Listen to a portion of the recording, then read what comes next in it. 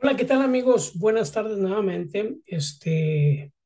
Sí, estuvimos trabajando la organización, la institución escolar, la organización social, pero ahora viene la otra parte que también es importante, cómo nosotros dimensionamos esta organización. Y para esto, pues obviamente tenemos que ir aclarando puntos en los cuales pues vamos a ir viendo cómo nosotros podemos diseñar ciertos organigramas, pero también ciertas responsabilidades y obviamente no generar esa omisión de responsabilidad, porque ahí es donde muchas de las veces sí perdemos esa organización, ese llegar a las metas establecidas, etcétera, etcétera. Y obviamente la organización o la dimensión es eso, ¿no? Es dimensionar cuál es mi responsabilidad, en dónde estoy parado. Como una introducción, pues obviamente entendemos que la organización depende totalmente de un organigrama oficial y este organigrama oficial pues pende de un director, un rector o un responsable, ¿no? En muchas de las veces cuando no son directores técnicos, pues obviamente se les da un nombramiento de responsable de la dirección. Entonces, ahí comienza esa dimensión de cuál es mi función. ¿Cuál es mi función en esta institución? Obviamente es cuál es la estructura, organización completa, tridocente, bidocente, unitaria, qué tipo de escuela o qué tipo de estructura está en la escuela. Obviamente, de aquí, de la estructura, pues se define precisamente la coordinación y la gestión. ¿Quiénes, quiénes se van a hacer cargo de qué comisiones? O sea, cada persona en el consejo técnico se genera una comisión. Esas comisiones son para todo el ciclo escolar o bien de los acuerdos que emanan precisamente de este consejo educativo. El consejo, obviamente, ustedes saben que tiene un objetivo en particular, ¿verdad? Eh, cómo nosotros realmente buscamos mm, deslindarnos. Yo creo que es la palabra correcta. Deslindarnos de nuestras responsabilidades, porque, no, yo nomás vengo a dar clases. No, creo que todos tenemos ciertas comisiones. Y si tú le quieres llamar obligaciones, llámale como quieras, pero es una comisión que se te está otorgando, que claro, que en el consejo escolar tú dices sí acepto, no acepto o me gustaría esta comisión.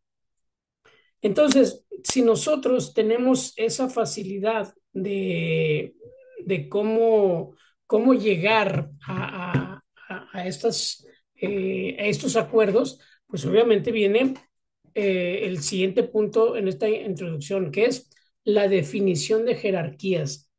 Sabemos que cuando no está el director, hay un subdirector o bien un maestro o maestra de guardia. ¿Cuáles son las funciones de ese maestro o maestra de guardia? Pues exactamente las mismas que el director. Nada más que obviamente ahí no tiene facultad de toma de decisiones en ciertas responsabilidades. Obviamente, pues comisión por ser el de guardia, pues sí te limita también en tomar ciertos acuerdos, ciertas decisiones. ¿Por qué? Porque quien toma las decisiones al final de cuentas es el responsable o el director.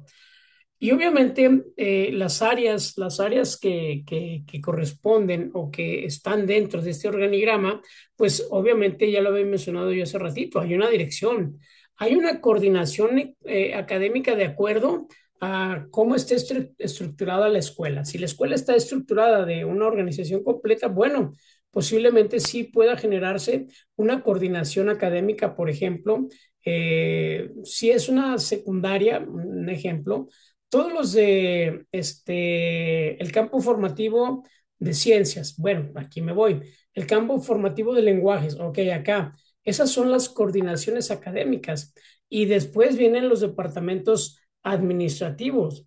Entonces, cuando ustedes analizan estos puntos, pues se dan cuenta que realmente es una responsabilidad muy bonita, que déjenme decirles, porque el objetivo es el beneficio de las niñas y de los niños. O sea, es nuestro objetivo central. Y, y si tú lo ves desde ese punto de vista, eh, tú dices, híjole, pero ¿y si no puedo? Ahí es donde lo puedes analizar, ¿sí? Que sí puedo, que sí me gusta y que no puedo también. Obviamente hay otra área que es el de servicios escolares y apoyo estudiantil. Esto es como que ya en una organización, pues en una estructura ya muy grande, ¿no? Pero a lo mejor si tú generas una buena cohesión con la sociedad de padres y si tienes también la sociedad de alumnos, hombre, estaría fenomenal. Muchas escuelas tienen miedo, le tienen miedo a las organizaciones de alumnos. ¿Por qué? Porque ustedes no saben cuáles son los estatutos de estas, bueno, perdón, algunos no saben los estatutos de las sociedades de alumnos y ahí es donde muchas veces pues perdemos, ¿verdad? Tenemos también órganos unipersonales y colegiados, como es el colegio de matemáticas, el colegio no sé, de historia, o sea, o bien el colegiado de primer grado, el colegiado de segundo grado, el colegiado de tercer grado, o si es primaria, primero, segundo, tercero, cuarto, quinto y sexto. Si es preescolar, pues obviamente también dependiendo de la estructura, primero, segundo y tercero. Estos órganos colegiados realmente sí ayudan mucho y más cuando no vamos a quejarnos, sino cuando vamos a proponer en ese consejo académico donde decimos, esto es mi diagnóstico, esto es mi problemática y quisiera que me apoyaran en las propuestas. Bueno, y te dan propuestas y tú dices, no, si funciona, no me funciona, no sé. Pero los unipersonales son aquellos que una sola persona toma decisiones y ahí, pues obviamente, pues a mí en lo personal creo yo que la mejor manera es la colegiada porque te dan diferentes opciones y en el unipersonal, pues es eso, uno solo y perdemos objetividad muchas de las veces porque nosotros somos Juan Camaney y Masco Chicle y Bailo Break. No se crean. Entonces, esa parte de la unipersonalidad es como que ejercer o como que es ejercida por el director. Pero ustedes saben que la Ley General de Educación dice que el órgano rector de una escuela es el consejo, ¿cómo se llama? El CETE, ¿sí? Es el Consejo Técnico Escolar. Entonces, cuando ellos toman una decisión, muchas de las veces al director no les gusta, pero pues entendiendo que es por el bien de las y de los niños. Y aquí viene la parte precisamente de las funciones directivas, que es planificar estrategias y objetivos. Él planea las estrategias y objetivos y luego las baja al Consejo Técnico Escolar y en el Consejo Técnico Escolar deciden, ya sea por academias o por grupo o por disciplina. Y esto, pues obviamente también, otra de las funciones es estar cercano a estos maestros, ¿verdad? Coordinar el trabajo del personal. Y por lógico es evaluar cómo están los resultados institucionales, cómo vamos, o sea, el grupo de primero A, cómo va, el grupo de primero B, cómo va, y así paulatinamente tiene que estar checando para saber realmente cómo van. Y sobre todo, creo yo que uno de los principales objetivos de un directivo es promover la mejora continua en todo, no solamente en lo académico, sino en la estructura, en la infraestructura. Ah, entendiendo que en el artículo tercero dice muy claramente que el gobierno estará obligado a satisfacer las necesidades de infraestructura, cosa que desgraciadamente pues nos hemos quedado un poquito atrás, pero bueno, al final de cuentas pues ahí está, ¿verdad? ¿Qué son los equipos de conducción? Pues obviamente son las funciones. ¿Cuál es mi función principal como docente? Enseñar. enseñar, enseñar, transmitir el conocimiento basado en qué? En la pedagogía. ¿Qué es la pedagogía? El arte de enseñar, el arte de enseñar, o sea, el cómo voy a aprender. Y luego viene la didáctica que está emanada también de la pedagogía. Y la didáctica es con qué, el cómo y el con qué. ¿Cuáles son las herramientas que voy a utilizar?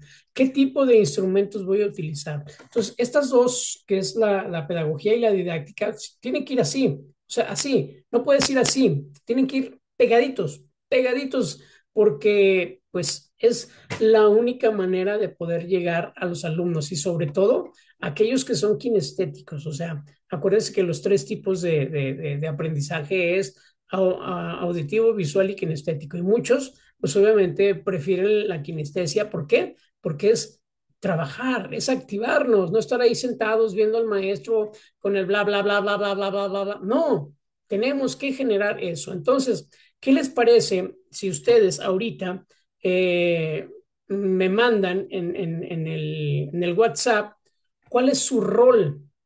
¿Sí? Y si todavía no están trabajando, ¿cuál creen que podría, en qué área ustedes se podrían desempeñar mejor? ¿Sale? Ok, los voy a esperar hasta, ¿qué les parece? 7 de la noche. 7 de la noche espero sus mensajes en el WhatsApp.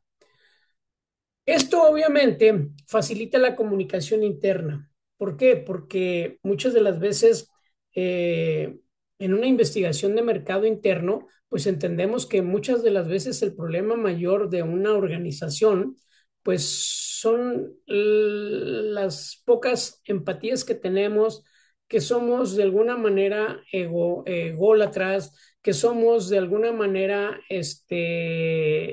unipersonales y no nos gusta trabajar en equipo.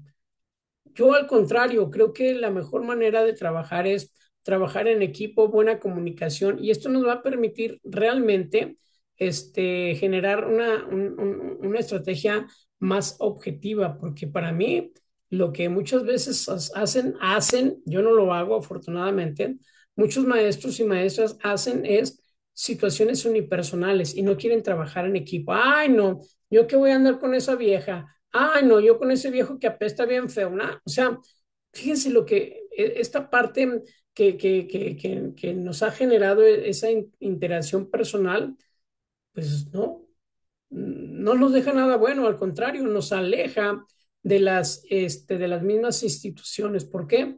Porque pensamos que somos eh, la escuela primaria autónoma de Zacatecas. Sí, dices, ah, carajo, o sea, ¿cómo? Pues sí, pues es que parece que se mandan solos y no hay como una comunicación interna, un flujo de ideas, un flujo de comunicación, y todo esto nos va a servir para poder generar una mejor ejecución de nuestros planes, ¿sí? Nuestras planeaciones, nuestros diagnósticos, que sí, que no, y más cuando llegamos nuevo a una escuela. ¿Por qué? Porque muchas veces no conocemos el contexto y ahí es donde empezamos a tener problemas, que es el punto que sigue. Queremos resolver conflictos institucionales cuando no los conocemos. No sabemos los antecedentes, no sabemos cómo es la mamá de fulanito, cómo es el papá de fulanito, cómo es fulanito o cómo es fulanita. Y eso pues obviamente nos lleva a resumir que tenemos grandes problemas en la comunicación. Y para concluir, podemos decir que la dimensión organizativa realmente es importante y hasta esencial. Dicen por ahí, nadie es indispensable, ni yo que soy la estrella. Pues, ¿qué creen? Aquí la dimensión organizativa sí es esencial, y claro que también es fundamental en el desarrollo de una práctica docente o de una institución educativa. ¿Por qué? Porque esta define realmente la estructura. Conocemos quiénes son conocemos el organigrama y sabemos cuáles son las funciones de ese organigrama, y obviamente no vamos a andar metiéndonos en una situación que no nos corresponde. Simple y sencillamente cada quien toma su rol y hace lo que le corresponde. Esto te va a permitir que las relaciones interpersonales pues sean súper mejor. Y una buena organización pues necesita un buen líder.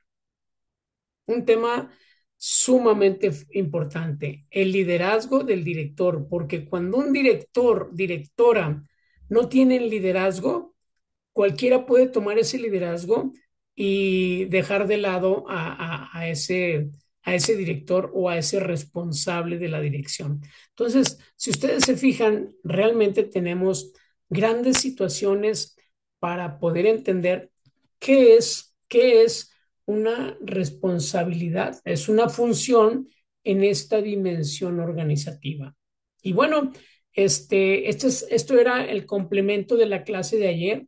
Es una lástima, se los digo con todo el sentimiento, porque soy maestro, tengo muchos años de ser maestro y la única manera de poder mejorar la calidad educativa es estar presentes. Pues ni modo, no pueden estar ustedes, escogieron una carrera en línea, pero yo sí les recomiendo que traten de estar lo más posible en cada una de las sesiones, porque cada maestra y cada maestro les va a inyectar un poquito de su conocimiento y de su experiencia más que nada. Y esto los va a llevar a ustedes a tener otra vista de la realidad diferente a lo que posiblemente nosotros podamos contarles. Y esto pues les va a permitir ejercer otros planes, otra didáctica, sobre todo otra forma de organizar. Me dio un gusto saludarlos. Vuelvo a recordarles, mi nombre es Luis Gabriel Aro Herrera, docente de Universidad Sierra Madre desde el 2009, 2010 creo. A lo mejor ustedes apenas estaban haciendo. Pero bueno, aquí estamos y estoy para servirles. Cuídense mucho y que Dios me los bendiga.